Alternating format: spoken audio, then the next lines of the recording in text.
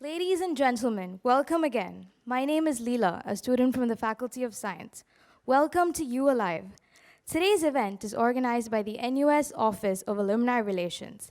The program today is in 3 sections: a 10-minute talk by our speaker, Ms Indranee Thurai Rajah, a 20-minute interview with Viswa Sadasivan, the chairman of the U Alive Organizing Committee, and a 30-minute Q&A session.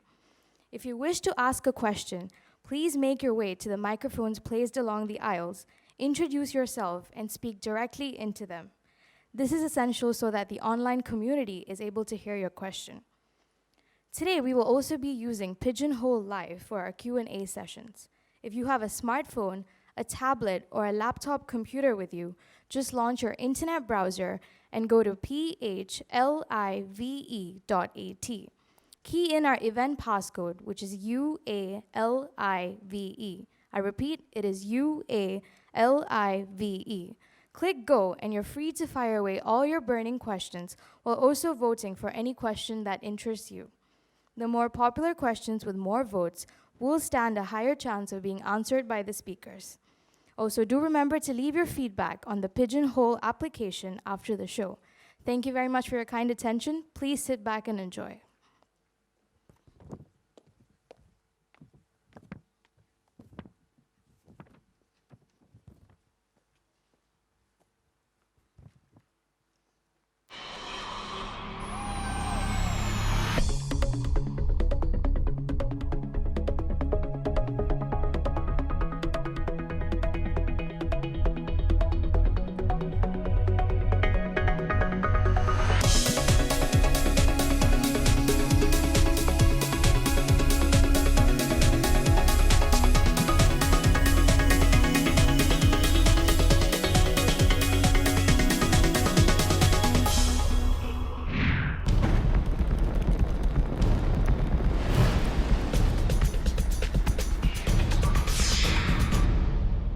You Alive.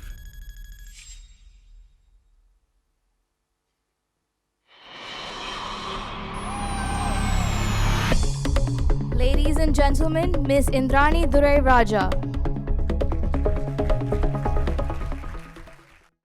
Hello, everyone. Thank you very much for the invitation to come and speak to you.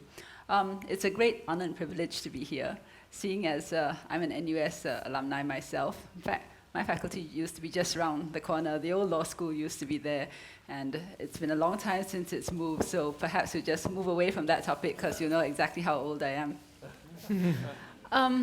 Today, I guess, what I really wanted to talk about was Aspire. I think you know I've been working on that for the same amount of time it took to conceive and deliver a baby, 9 months.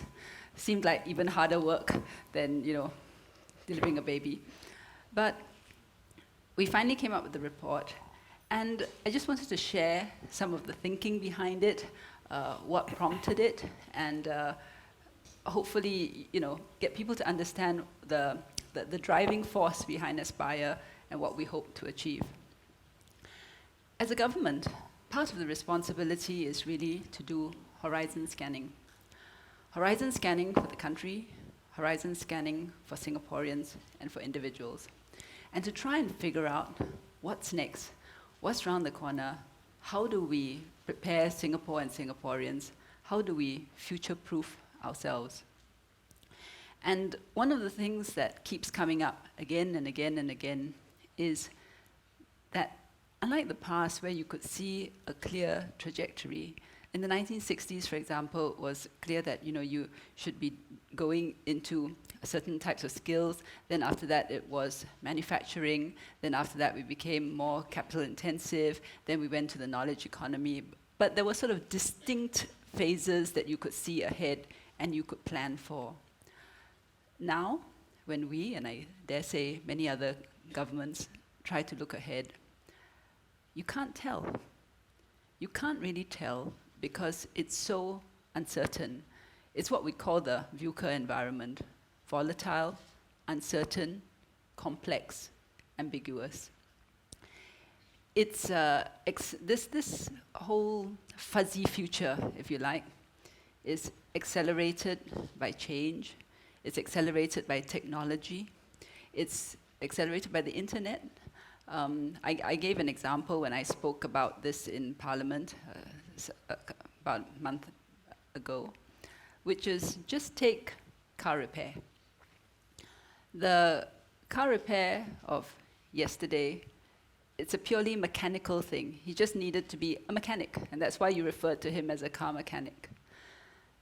The car mechanic of today has to know not just the mechanical part, but because there's so much electronics in a car, he's got to know some electronics as well.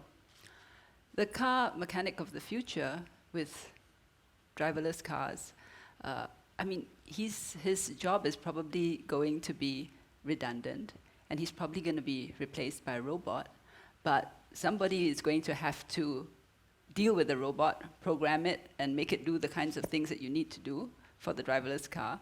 So the mechanic of tomorrow will have to know some mechanics, some electronics, some robotics. That was the example that I used. And you can see how, because the future is so uncertain, your skills, the skills that once stood you in good stead, no longer may apply tomorrow. I still remember when I went into, I started off as a young lawyer, and I went into the office, and they said, we have this wonderful thing. And I was like, what? It's called a fax machine. And today you look back and the fax machine is like virtually obsolete technology, but at that time it was like the biggest thing ever. And on our letterhead, you still had the telex number. So the telex was sort of still very much one of the means of overseas communication at that time. We all remember the time when you have the big telephone, the huge one. Today, of course, it's just all on your smartphone. But the point I'm making is that the way we do work changes, the way your job is done changes, and your job may change, and your job may no longer be there. And what does this mean for us? It means that really you need people who are able to adapt and change very quickly. That means lifelong learning. It means that education no longer stops at poly or ITE or university, because after you go out and work, chances are you're going to have to learn something new, either in the same job or learn something new because you have to have a new job. So when we approached it as, that was the reason why PM set up the committee, to look at this and to look specifically at applied studies for the polytechnics and IT, because we had looked at universities before, but in this context. And in this context of the uncertain future, we also looked at employers and asked employers what they thought they wanted or needed most out of the workforce. And the thing that kept coming back to us time and time again was skills. And when I say skills, please don't mistake me. I'm not referring to skills in the sense of purely vocational skills or only hands-on, but skills in the meaning knowledge. It's a combination of knowledge, of application, and of experience. And that whole sort of bundle, if you like, makes up skills. So when I talk of skills, it's not something that is pertinent only to ITE students or polytechnic students or university students. All of us need skills. You'd be very, very disturbed if your brain surgeon had no skills. You'd be just as disturbed if your lawyer had no skills. And you'd be equally disturbed if the person doing precision engineering had no skills. So employers are telling us that they needed people who really understand the context in which they're working, and they want people who don't have just purely theoretical knowledge, but some sense of the practical. So that threw up another big thing, which is applied learning. And of course, in the context of Aspire, when you're talking about polytechnics and IT students, applied learning is particularly pertinent. But it's also pertinent for universities, because whilst universities or research universities may be doing research, you can't do that completely in isolation. And clearly, whenever you're doing your research or doing your studies, if there is a nexus to whatever's going on in industry, it makes a big difference as well. So those were a couple of things. Then the other thing that we discovered as we were dealing with Aspire was, I encountered students in Polytechnic who would say that, well, many of them were happy with their courses, but some, when asked why you are in a particular course, would say, I got here only because of I couldn't make it to the course that I wanted, or some because they had no idea which course to take. And actually, that reminded me of me. I didn't go to Poly, I came to NUS Law School, but that was purely by accident. And let me tell you how it happened. After finishing my A-levels, I had to, obviously, coming to university, had to decide which course to take. No idea, right? So I was from art stream, so I figured, okay, that eliminates all the science subjects. So got rid of the science subjects. Then out of the lot that was left behind, I thought, okay, should I do building estate and management? But somehow, for some reason, I couldn't really see myself doing that. And I thought maybe I can draw, so maybe architecture, and then decided I really couldn't inflict myself on, inflict my designs on people. So I figured when all else fails, let's just go to arts, right? Let's do arts and social sciences, and I thought I would do political science, philosophy, and economics. And I actually submitted my form. Then when I went home that night, feeling, okay, I've got this off my chest, I've put in my application, I met a family friend for dinner, and he asked me, what have you applied for? And I said, well, PPE. And he said, why don't you do law? And actually, it just never occurred to me. And I said, why would I want to do that? And he said, because if you haven't decided what you want to do, then maybe you should do something that gives you more options, and the law degree will give you the option of becoming a professional lawyer if you want, and you can do most of the things that you could do with the combination in arts that you had selected. So next day I had to go out, retrieve my application, got a black look from the registrar, had to find my way in law school, got lost, but eventually my application found its way safely into the hands of the sub-dean, and I made it to law school. But the point of that story is that young people also need guidance when making choices. And I was very, very fortunate because I had somebody who knew me well enough to give me the right advice. Some are fortunate in that sense, some not so. And when we went to Switzerland, we discovered that the Swiss have a very strong system of education and career guidance, really to help their students focus on, or to discover their own strengths, to help them to understand what all the options are, and out of those options, and knowing their own strengths, help them to choose. And so we thought that that would be something useful to have as well.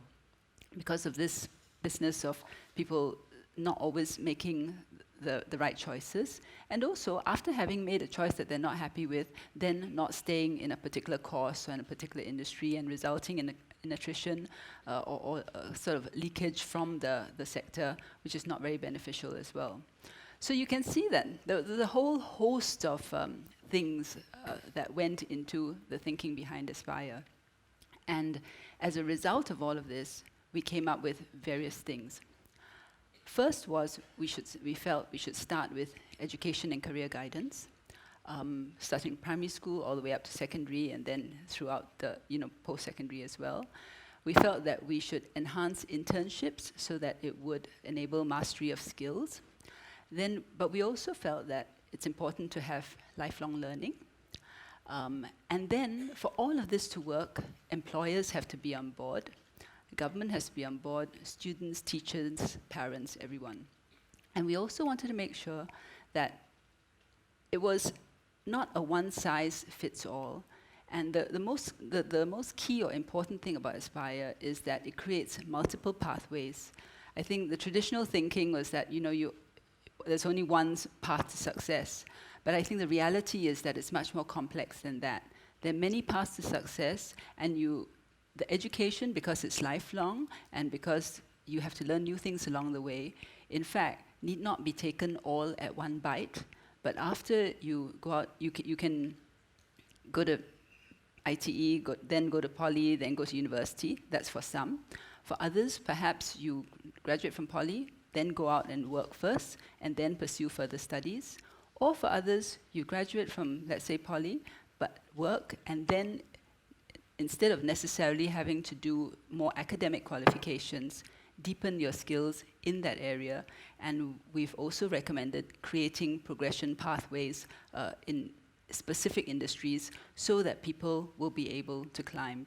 I mean, it's very difficult to sort of do Aspire in a nutshell, but those are the key recommendations. And if there's one thing or one takeaway, it's really that it's not one size fits all. It's multiple pathways for everybody, and it's valuing each person and each job. And that is Aspire in a nutshell. I suppose enough of my monologue. Perhaps I should invite Viswa up, and he will no doubt now monopolize the conversation.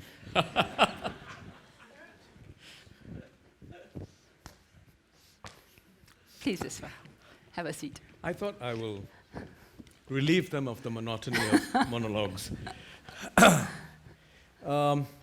You know, I think Aspire committee recommendations, for me, is one of the best things that have happened in a long time. Long overdue, but too beautiful to be true. I have a problem with things that are too beautiful, too pat, too nice, and too neat. Because it doesn't... Would you like me to move off stage now? Oh, I'm glad you saw that I was referring to you. It's too good to be true. Because I'm not sure whether we are addressing the realities which come in the form of mindsets that have been fixed, set over years, if not decades. Now, I just want to share something, Indranee. I just want to share that recently I was on the panel interviewing someone for a job. It was government. And this person had a first-class honors from an overseas university. That he went there on his father's scholarship. That doesn't count. But he got a first-class honors, a reputable university. And he was extremely impressive in the interview as far as I was concerned. But the person who was chairing the panel, as we were deliberating, said, I think there's a problem with this guy. I'm not sure how good and how authentic the first-class honors degree is. And it was a good university, by the way. I won't mention the name of the university. It's almost as good as NUS. I've been told to plug. So, what shocked me was the person who chaired the panel, who is a senior civil servant, said, if you look at his O-level grades, it isn't there. He only scored 4 or 5 A's. And if you look at it, and if you look at his A-level grades, they aren't that impressive either. Therefore, his honors degree is suspect. No, I'm not exaggerating, and I was very shocked by this. This person, in the end, got the job, but I didn't see why one had to argue and debate and question the veracity of his qualifications because his O-level grades weren't as good. So what I'm trying to say is that this is not a criticism of the Aspire Committee. I think it's a great thing, I mean that, but how do we fight mindsets that have been encrusted in our system for decades, and might I add, perhaps legitimized by government to a large extent, academic grades and so on. I know that the government could very well be very sincere about wanting to change that mindset, but is it possible? And from your experience in having dialogue sessions on this, what do you think are some of the real challenges that we'll face in making this transition? Okay, maybe I can give 2 perspectives, because I came from private sector, and of course now I'm in government. So you get to see both sides of it. I sense an apology there. No apologies. But in private sector, as all of you know, you do a combination, right? The guy comes for an interview. The thing that gets the person the interview is you look at grades if it's a fresh grad or a fresh diploma holder or fresh NITEC holder. There's a instinctive need to look at the grades because you don't have anything else by which to measure, so you need some objective measure. But if the person has already been working, then you will tend to look at what kind of work that person was doing, and if it's in the same industry, you will get feedback from other people. So in the private sector, I think everybody knows it's really about whether or not you can perform. Grades may or may not be an indicator, but at the end of the day, it's your ability to deliver. Coming to government, it's huge. MOE alone, for example, is a huge ministry, right? And so it becomes very difficult to do the kind of quick assessment that you can do in private sector. And you need to try and have an objective system. And I think that over the years, that's what's happened. You try to make sure that in order to be objective and fair, you go by the system. But sometimes it can go a little bit too much the other way. And with Aspire, what we've really wanted to do was to focus people and focus employers, including government, on people's actual ability. So it shouldn't be all about your starting point. Your starting point may or may not be relevant, it really depends. But at the end of the day, it's what that person can do. And you must give them that chance. And so, not impossible. Maybe challenging in some areas, but one thing I have discovered about government is that when they start to take something on board, it does move. And at the beginning, it may be a bit slow because of the sheer size of it, but when it starts to gain momentum, it begins to chug along. So I think that there were several announcements that were made. MHA, for example, is certainly looking at this. MOE is looking at it as well. PSD as well. And PSD. So give them a little bit of time, but I think government is quite sincere about this.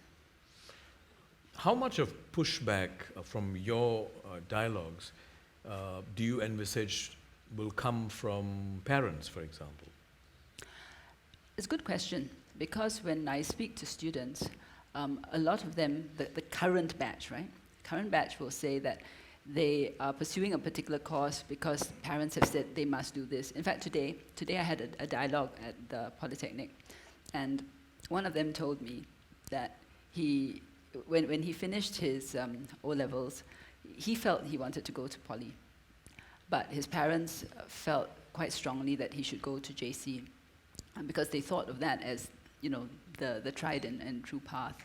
So he did go to JC, but I think the more academic route wasn't for him, so he felt quite unhappy, and he decided to drop out and to go to poly instead, which he did and didn't tell his parents. And I did ask him, I said, at some point they must surely have noticed that you're not wearing a uniform anymore, so you must be doing something different. Well, apparently they found out in due course, but because he was doing much better and he was happier at poly, because that suited him, I think the parents were okay with it. Please don't get me wrong, and I'm not saying that JC is not the route to take. What I'm saying is that different people have different strengths and abilities. You got to choose the one that's right for you. And I think that for parents, for the longest time, it's been seen that there's one particular route that will give their children the outcomes that they want for the children. But what we're trying to do with Aspire is to enable the students and people at any stage of their life to have the kind of outcomes that they want. And what are those outcomes? I mean, you want a decent salary, you want a good job, and when you're in a job, you want to be able to progress, and you also, the societal perception of you is very important as well. I think people feel that there's a need. Olivia Lam from High Flux did share with us that she has had a technician who was paid very well in his technician job, but he wanted to do a desk job, a white-collar job, because I think his wife felt that was just better in terms of status, even though the pay might have been a bit less. So these mindsets are difficult to break, but I hope that as people see that you can progress and as you do have good outcomes, then hopefully parents will shift their mindsets as well. Well, going a little beyond the Aspire committee, because really it's about future, right? Future proofing. Now, I think one of the most important things in the future that parents as well as all of us and the younger generation would be interested in would be giving themselves a certain flexibility to change course along the way. I think that's been one of the challenges that we face in our education system. You are stuck on a track. I mean, when we were in school, I was in some school, of us grey a lot faster. not as We far are more back as you authentic. were. You know, in the 1970s, 80s, you had the art stream, science stream. If you go to the art stream, that's the end of the world, you know. If you go to the science stream, you're good. And then there was this other aberration. And then you go to a science stream and become Become who? Okay. like this one. She's trying to take a dig, but she's incoherent. This is what happens to lawyers who shift. This is what happens to lawyers when they're government. holding back. This is not about us, you know. Carry on, Ms. You see, lawyers are very good in helping to make sure that I lose my train of thought. And I just lost it. No, the point here is, you know, you had all these labels, right? And the labels actually stick with you for life. Oh, you're an art student. Oh. You're a science student. Oh. And then, in the 1970s, there were, some of you may remember, you don't have to put your hand up, there was this metalwork class, right? Metalwork, and there was EE, electronics and electricity class. You know, the workshops you had to go Basic for. electricity, Yeah, BE. basic BE. So, now, for some reason, even though the selection process for BE and metalwork was quite stringent, it didn't last because of the vocational flavor of these courses. So the point I'm making is, certain labels stick with you. If it's endorsed, it goes with you for a long. Even today, I hear parents saying, you know, referring to parents and even politicians, referring to arts as the soft option. I don't think it's a flattering comment. So as long as some of these signaling continues in important speeches by people who are important, I don't think mindsets are going to change. So are we ready for mindsets to change and for the signals to shift at the highest level? If I can be more precise, are we ready for the special place given to scholars, government scholars? Not that they are not important, but to be shared with people who may mature and bloom a little slower and later. I think that this is the right time. If ever we are to be ready, and if there's ever a time for it, it should be now. It's like I said, that the future looks so uncertain, so complex. There's so many different kinds of jobs, and in all honesty, you need all kinds of talents. I mean, Sir Jonathan Ives, designer of the iPhone, started off in arts. And so many things now are a combination of art and technology, art and science. You need sort of a multiple approach to things. And it's important to not try and force people into things which they don't like, because people do best when they're happy and when they're fulfilled in what they're doing. So even at the MOE level, what we're trying to do is to make sure that every school develops niches which, you know, are areas of specialty, whether it be arts or whether it be science, so that students have a choice of where to go. In recent years, you see we've got the School of the Arts, right? And then you've got SUTD. This is all really catering for the very varied types of talents and interests out there. And I think that that's important, because if you have a very monolithic type society, all geared in a particular way, it means that society as a whole is the poorer in terms, not just in economic terms, but also in terms of the whole makeup and profile of its people. Yeah, but I understand that, and I appreciate that, and I think some of these developments like SOTA school, the sports school, these are great, and I think government should be lauded for these initiatives. But I guess the point I'm harping on is that even though you create multiple pathways, those pathways are not on a level field. Some pathways are on a pedestal and other pathways appear to be lower. But they are different pathways. Exactly. That's my concern. There's a perception. I mean, terms like you have taken a soft option. What does it mean? You can create a pathway, but you're saying this is a soft pathway. What does it mean? So some of the rhetoric, we really must have the commitment to shift some of the rhetoric. Otherwise, mindsets won't, because parents take the cue from this rhetoric. So are we prepared? My question, I guess, is do we have the will as a society, at all levels of society, not just government, at all levels, to start shifting and being absolutely sincere that it is going to be a level playing field and it's not about hard versus soft options? Are we prepared for that?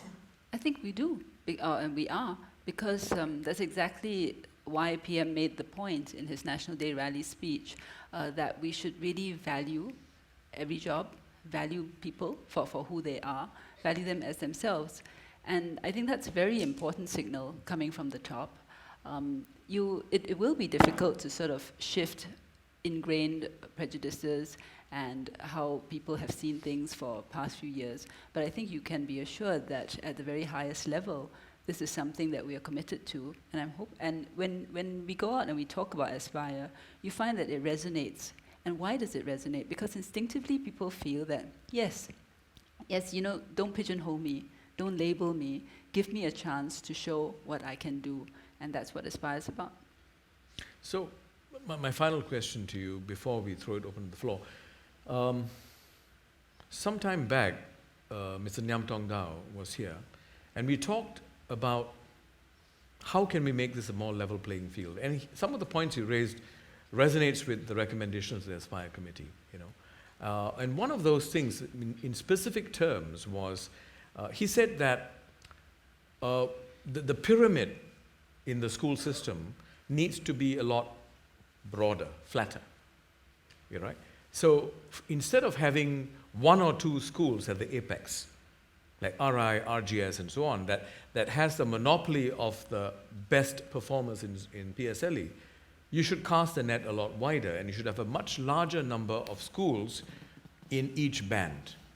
But that means reducing the standing, the traditional standing of some of these schools. I mean, both of us, we come from RI, RJ, but you know what? I think the time has come for us to say, let a lot more flowers bloom. But some of these structural issues need to be tackled as well. Otherwise, see, one is mindset, the other one is the structure. Why should one or two schools or three or four schools have the first pick of some of the best performers in PSLE, for example? So unless, my sense is unless some of these structural issues are tackled, it may be very hard for us to make it sufficiently level a playing field. And I fear that some of the laudable recommendations of your committee may not see the light of day. No, actually, that's exactly what MOE has been working on. You're all familiar, of course, with the phrase, every school a good school. And that is something that we're both working towards and what we firmly believe in. But every school a good school does not mean every school the same school. So I think when you talked about a pyramid where there are just a few at the top, what we're actually working at is to try and make sure that you have a broad base of schools and each of them have niches of excellence. So that if you happen to be a really good art student, then this may be the school for you. If you're a student who's really interested in computers, software programming, coding, then this may be the school for you.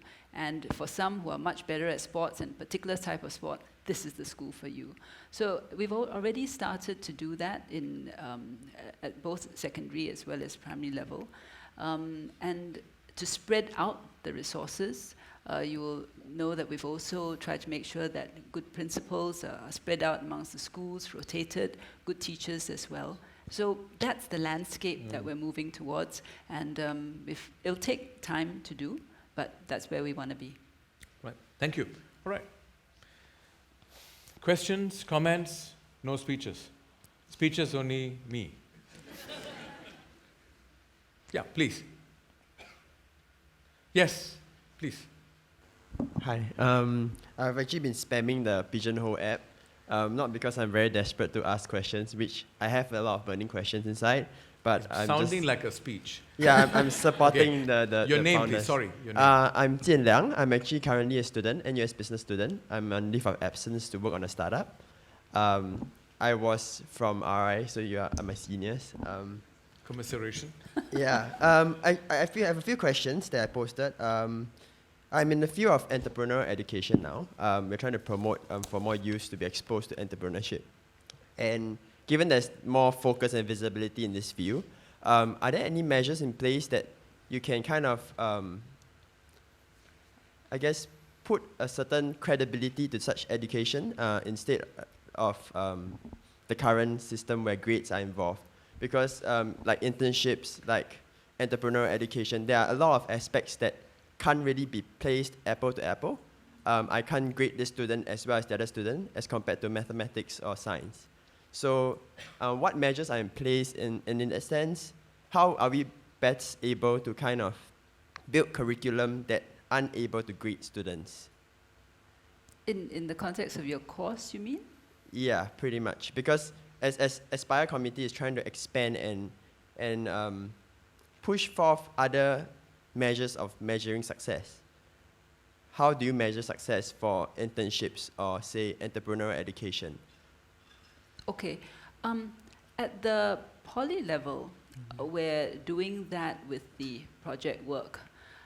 So part of the recommendations is really to encourage more interaction and collaboration between the polytechnics and industry. And so if you've been to Singapore Poly, for example, you know that they have a food innovation center. Industry comes to them and says, we've got this particular issue. What can you do to help us resolve this? And the polytechnic and teachers as well as the students sort of trying to develop something in order to address a commercial need. And in that way, there's a commercial focus.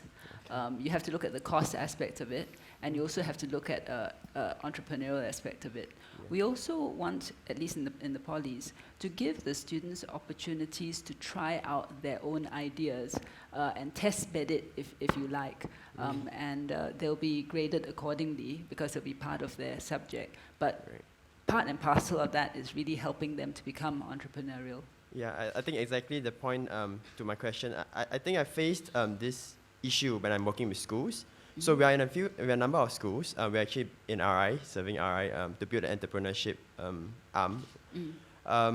But when we enter more public schools, government-funded schools, we usually faced with the same questions such as like, how do I grade my students? How do I know if they are succeeding in this?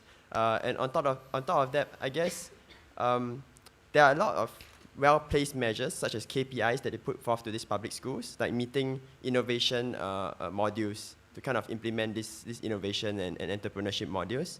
But the educators themselves don't see the true purpose of implementing this.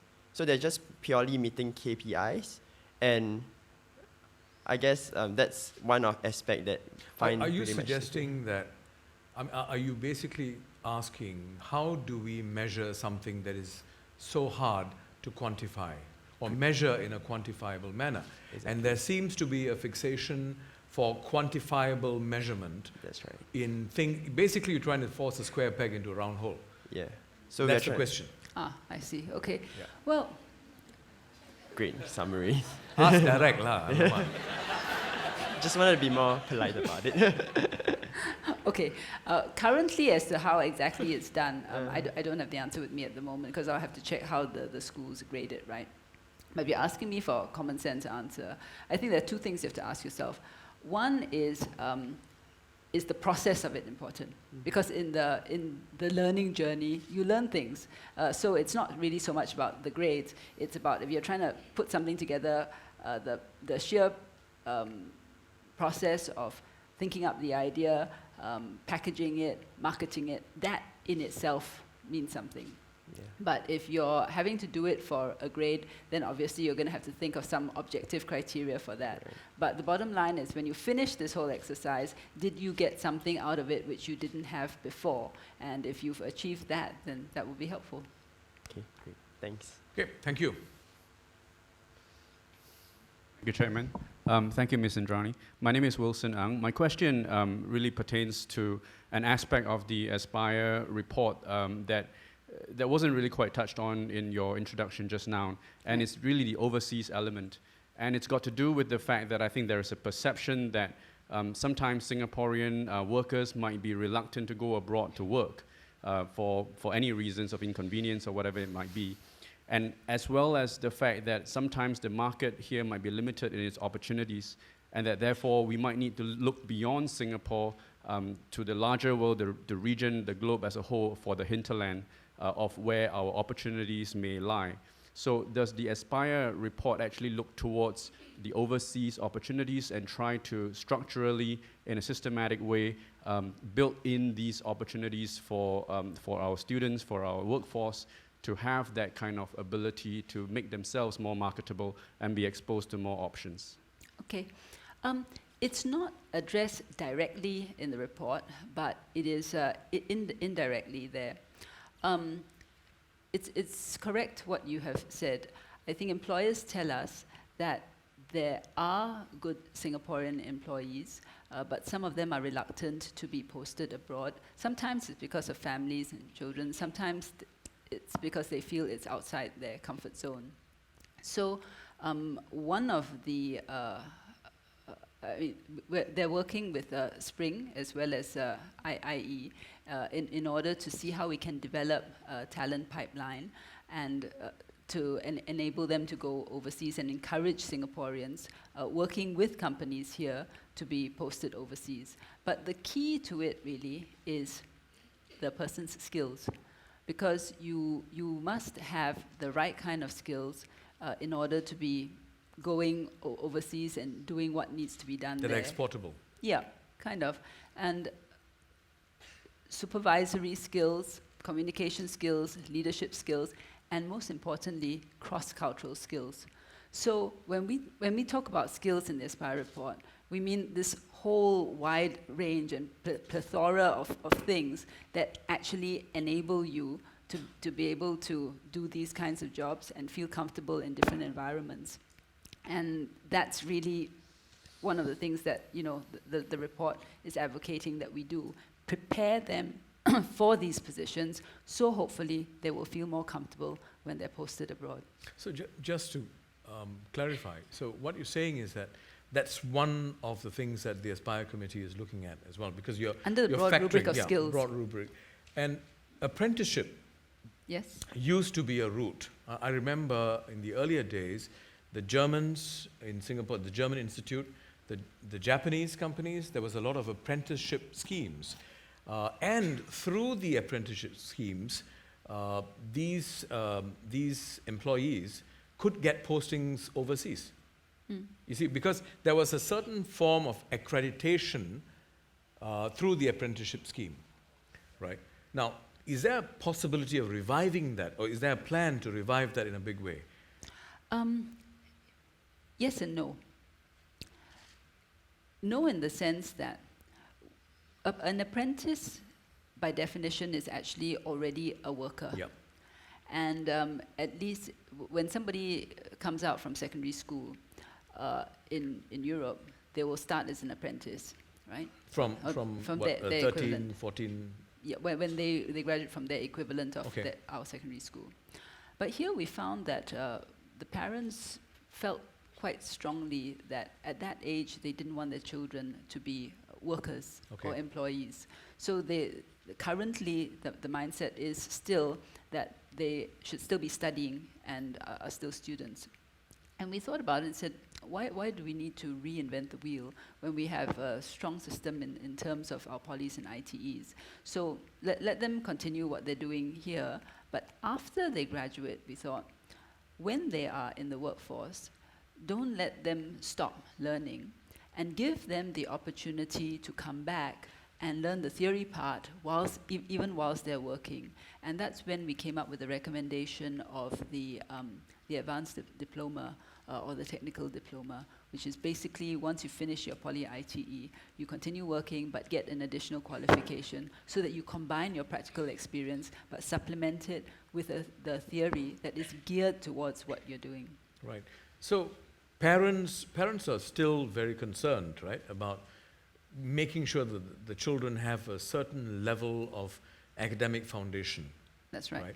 Now, which is not wrong. which is not wrong. Because when you go out, you do need Yes, certain certain foundations and qualification. fundamentals. Now,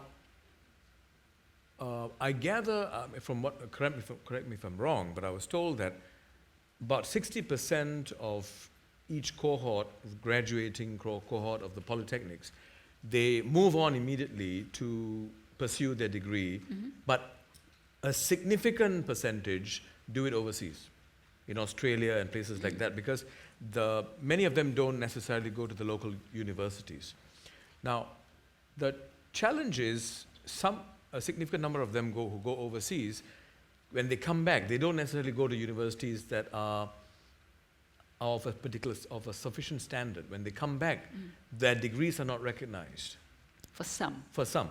So Depends on the employer. I'm just wondering, how significant is this problem of gaining employment after you pursue a degree in universities that may not be accredited?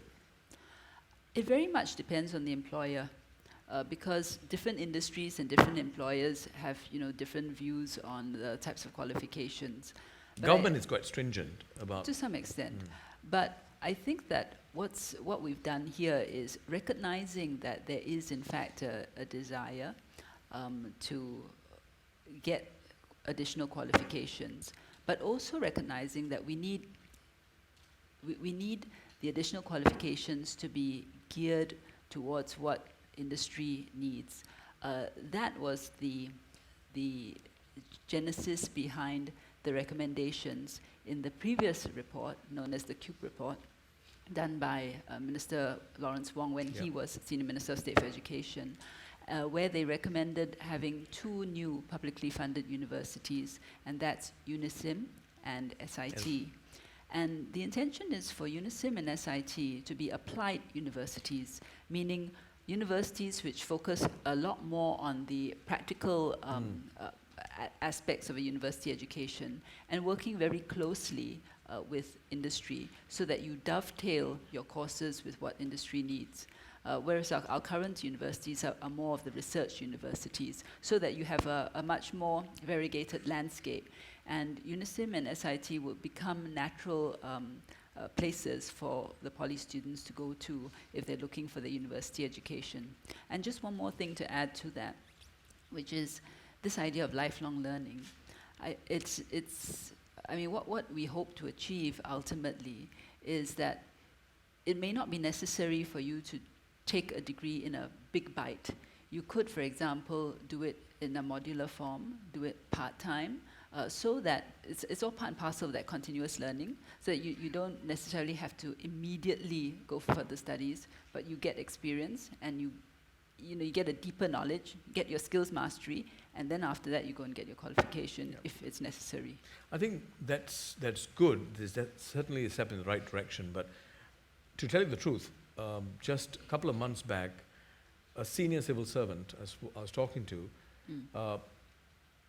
intimated that UNISIM is not a university at the same standing as the other 3 universities.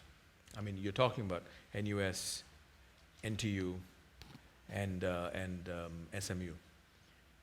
This was an off-the-cuff remark, But I think, I suspect it reflects a general sentiment that some of these universities are not of the same standing. So while the degrees are awarded to individuals, which is good, when they come out, do they suffer from a certain labeling? And to what extent and for how long do these labeling stay with them? What are the chances of them being able to shed the old label and move on with a new label? Or without a label? I think, and this particular individual, I don't think is isolated in his general perception, because we are very particular about quality of education. And very often I see in our conversations in Singapore, when you say, I've got a degree, the first question is, from where? You know, it is that sort of thing. You know, so it is not unnatural, but what I'm saying is, as long as that is there, and as long as there's some form of pecking order, it may be very difficult for schools or universities that are based on lifelong learning or vocational sort of training to get the same branding as universities with a strong academic standing. That's my concern. How would you respond to that? 2 points in response. The first point is that every time you have something new, it's quite natural for people to wonder about it and to be a bit hesitant because they haven't experienced it. So I would not be surprised if people have a question mark, only because it's not tried and tested as yet. But the second point that I would make, actually 3 points, sorry. Second point. You're sounding like Tomiko. Yes, I'm just making sure that, you know, get them all in. But the second thing is to make sure that the end product, whatever the two universities deliver, is really good quality. At the moment, they're not delivering their own degree programs yet. Once they get up and running, they will do so, at least for some of them. And some they will continue to do in partnership with overseas universities. But the bottom line is you have to make sure that the quality of what is delivered is good. And so long as you have that quality, and so long as it shows when their graduates are employed, then I think you will get a much wider acceptance. And the third point, which I wanted to make, was you don't really want the two universities becoming clones of the existing ones. Again, it's the, you know, each should have their own unique and distinct brand and identity. And I hope that over time, they will build that up. And that's certainly something that they're working on. Sure, thanks. I think it's time for us to take some questions from the online, from the netizens. Here's one question. One of the more popular questions. Notwithstanding the scholarship system, it is inconceivable that civil servants who joined without degree, despite upgrades along the way, reach top positions, example PS, PermSec, or service chiefs. Service chiefs as in Chief of Army, Navy, or Air Force in the armed forces. Would this change? If so, how? I think a lot depends on the job description and what the job requires. I mean, for certain things, you may very well need a degree. For some others, you may not. And there are some others where you may come in under, you know, at a certain level without a degree, and because of your experience, you're pretty good, you move up the ranks. But you also find that maybe you need something additional, management course, HR course, project management, whatever it is, and you can take that to supplement it. So the short answer is I think we shouldn't have a one-size-fits-all very rigid system. You really should try to have a way where you look at that person's ability, and you also look to see whether that person can go further. And that person can go further, how do you supplement it? And in fact, many of the ministries do sponsor people going overseas and, you know, getting additional qualifications or even locally. But in some cases, it may well be that the job doesn't require you to go and get additional qualification. You just do it on the strength of your experience and what you already know. Okay. Yes, please.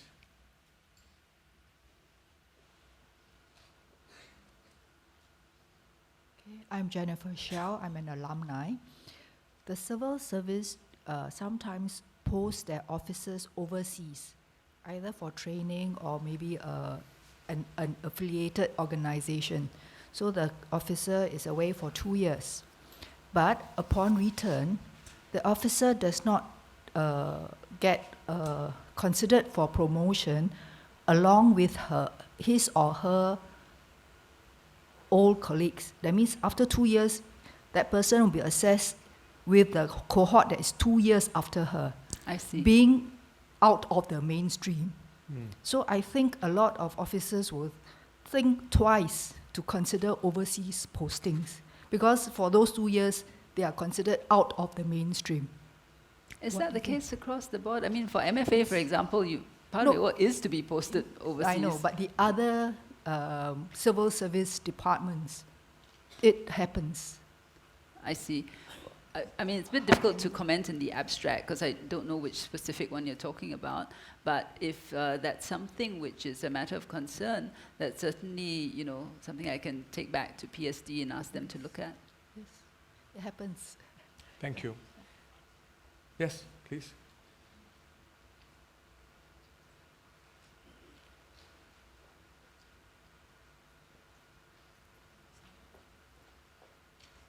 Good evening, ma'am. I'm taking the question one level down Name? to the. Sorry, my name is Hao Lin. I'm a student from NUS. I'm taking the question one level down to a more pragmatic field at the junior college level. Right. So I agree with a lot of initiatives by Aspire. I also agree with your point that in a changing global dynamics, we need talents of different forms. We need people with different skills.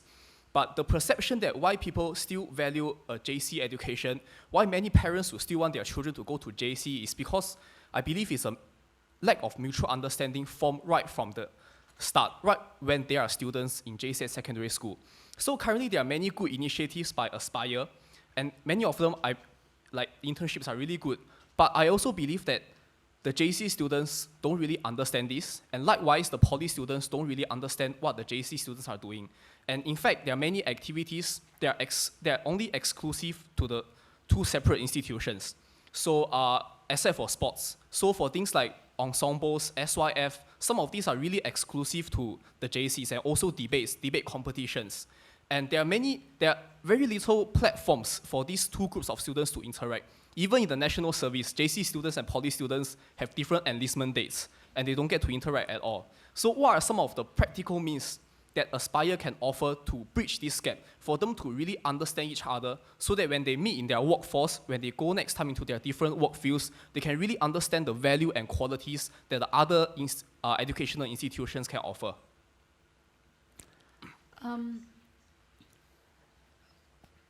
So I guess your question is, when they're already in the JCs and the polys, what opportunities are there for them to interact, is it?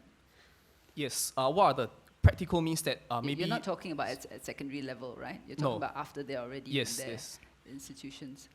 The current one is the Pre-U seminar, which originally was for JC, but I think in recent years, they've started to invite poly students and IT students as well.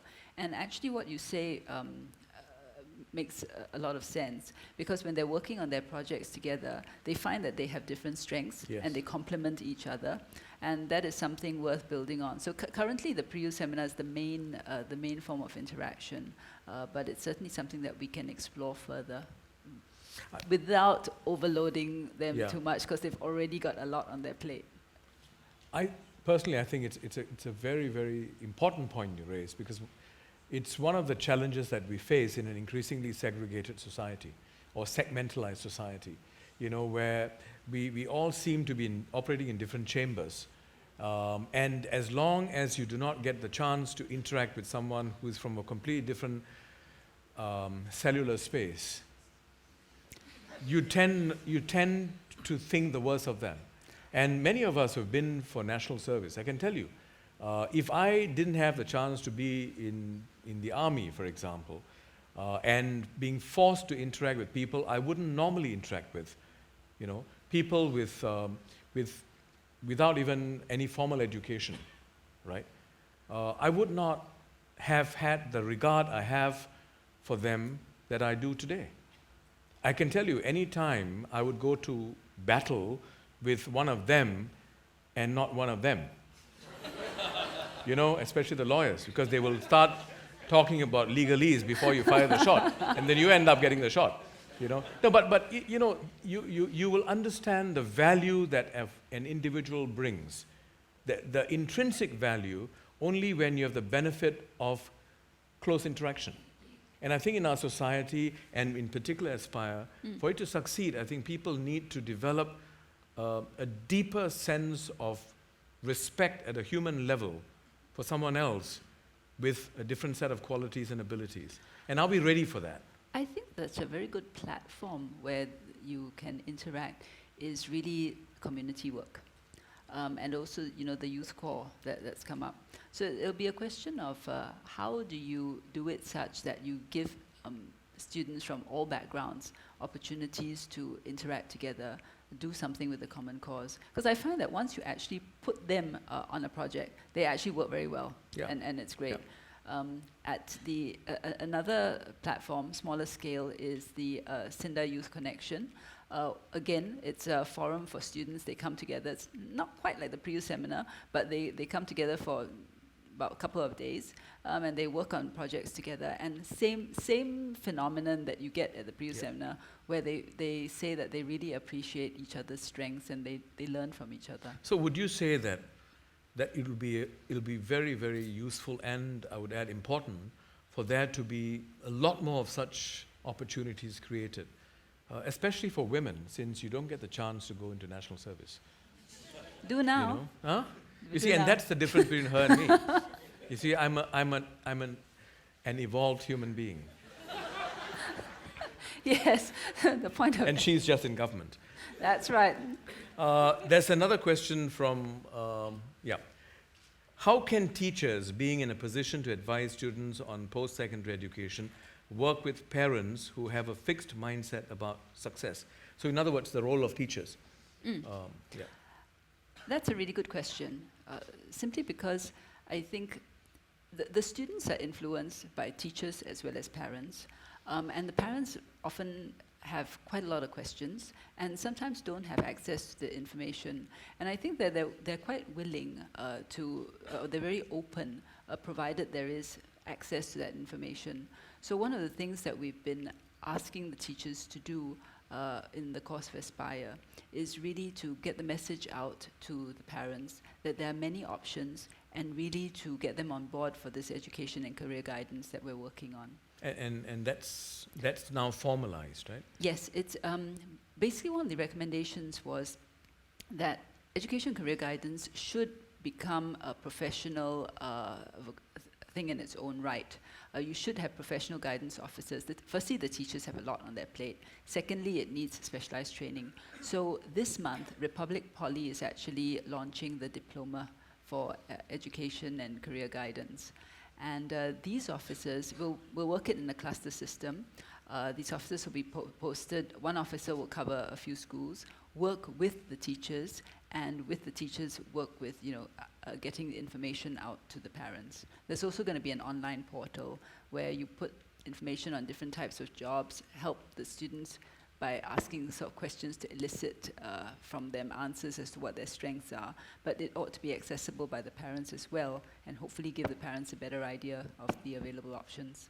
Yeah, and I guess they're aptly called ECG personnel. I'm not sure what the ECG, right? It's ECG, Education Career Guidance, but I'm not sure what the final formal name for them is. But it's ECG, right? For those of us who know a little bit about medicine. Yes, I think this has to be the last question, right? Am I correct? Yes, the timekeepers are telling me, shut up. Yes. Mic test. Okay, hi, my name is Carmen. I'm not from NUS. I think private education in Singapore is a huge market. I mean, we have many, because from polytechnic students, about 5% comes to the local unis, NUS, NTU, SMU, and the other group will actually go to overseas university because their parents' scholarship. But there's also one large group that cannot attend this school, so they end up in private education. Which are based in Singapore. Yeah, based in Singapore. So, but generally, I agree with Mr. Viswa that there's this biasness, or there's this kind of idea that, oh, you're from a private education, so I'm not going to give you a job. And this is real case studies of different friends that I know who try to apply for jobs in MOE or in the government sector, and they're rejected. The reasons are not given, but the highly suspicion is that, yeah, you did not come from NUS or NTU, even if they did come from a local polytechnic. So I'm just wondering, the Aspire report, I've not fully read it, but how will we be able to address this area or standardize a certain aspect of looking at private education? private school education. I mean, because it's the fact that many people do go to these schools, and we also have foreigners coming to Singapore to study this. I think the thing with private education is that it's very varied, which also means that the quality varies. There's some which are very good, there's some which are not so good, and the market tends to find its own level. With the publicly funded universities, there is a certain degree of control over the subjects, the curriculum, the teachers. So I think for many employers, it's a safe option because they know the quality. For some of the private education institutions, either they're unfamiliar with them, or they have experienced it, and obviously those who have had good experiences will take people from there, but those who may not have had good experiences won't. So if you ask me, the key to it is if somebody is operating in the private education space, for that institution to make sure that it offers really high quality education, because it's much more expensive, for example, to go to private education or PEI than it is to go to publicly funded university. That said, don't forget that now we've got UNISIM as well as SIT that opens up more options. And the other thing about Aspire is it offers alternative pathways where you can actually build on your skills to progress. So it may or may not be necessary to go to a private education institution. You might, for example, do some of your training after you've graduated with the polys and stack it up. Or you may do it with one of the universities and stack up the modular certifications that you get as well. So bottom line is, if you do go to a private education institution, make sure that it's one, you better check beforehand what the employers do recognize, and make sure that it's one that offers good quality. And I guess that's where the education career guidance teachers or personnel can help you. That's right. And I think that's extremely useful because there are many, many options available today. And when you increase the options, you are actually increasing the risk of choice That's that come right. with choice. There is this burning question, or a question that keeps burning here, which I want to raise. Despite having schools with niches, there is still competition for students to make it to the top schools. What steps are being taken to change such mindsets so that Aspire can be effective? I don't think you can do away with schools that are perceived as better completely. Yep. In any country, in any jurisdiction, there'll always be some where people feel that these schools are better than others, right? But I think what you want to work towards is people who being able to feel that so long as my child gets into a school here in Singapore, I can be assured that my child will get a good education. And it will not be a situation that if I couldn't get into this school, somehow my child's future prospects are doomed, right? And then there's also this question of PSLE grades, postings, and so on.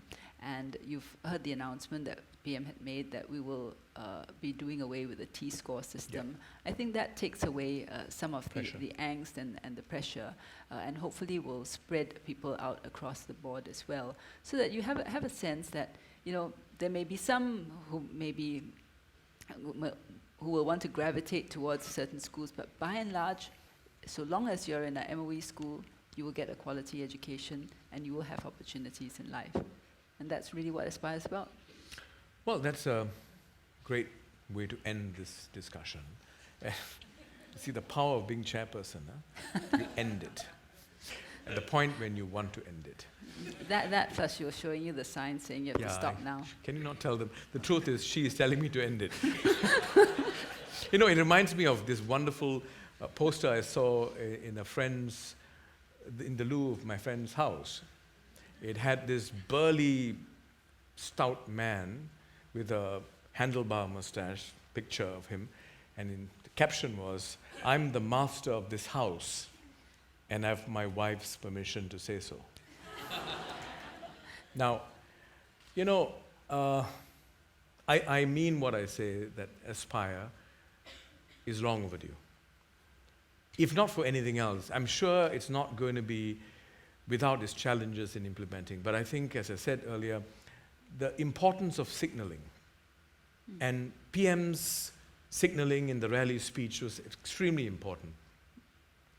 But I hope, it's my personal hope, that this signaling is not going to be seasonal.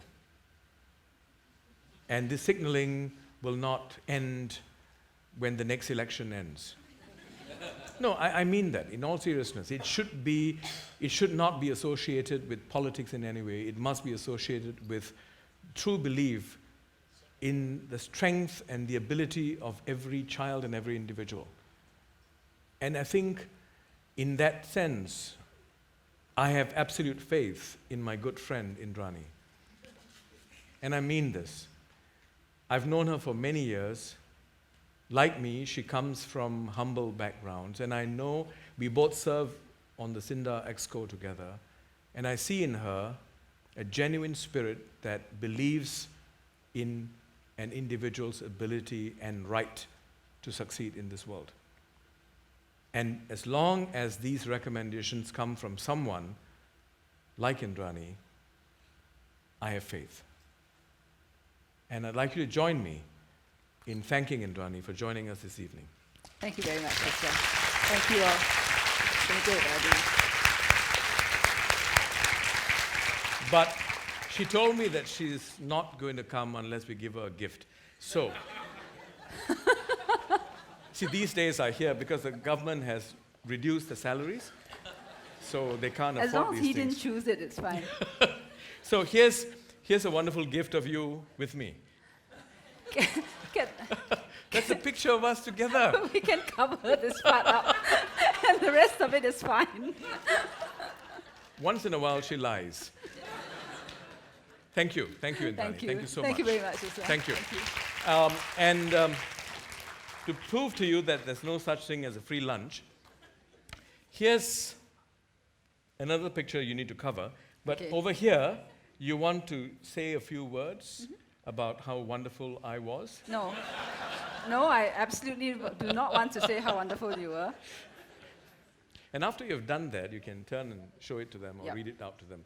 And while she's busy doing that, I just want to announce that next month is the last You Alive for this year. And it'll feature Minister Yaacob Ibrahim. Yaacob Ibrahim, as you know, is a minister for communications and information.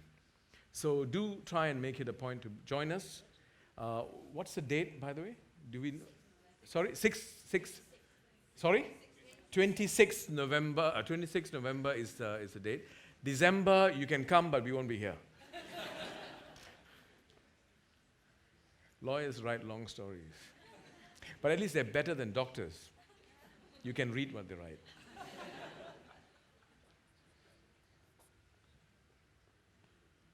Hello, enough lah. Wait lah, don't make so much noise.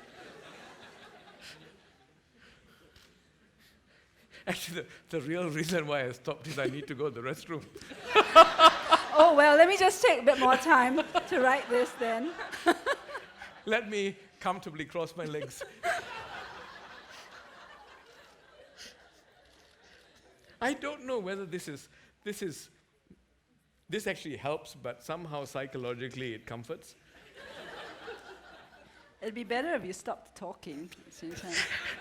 That's how I distract myself from the pain I'm going through. Government really likes to torture innocent individuals. Okay, there you are.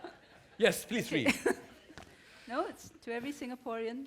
Every one of you is important, and here's wishing that each of you fulfill your dreams. Indranee Rajah. Thank you. Thank you. Let me give you a hug. Okay, all right. Ladies and gentlemen, and an alumnus of NUS. Thank you very much, everyone. Please join us for some refreshments. Come, Indranee. Thank you. You want to remove this?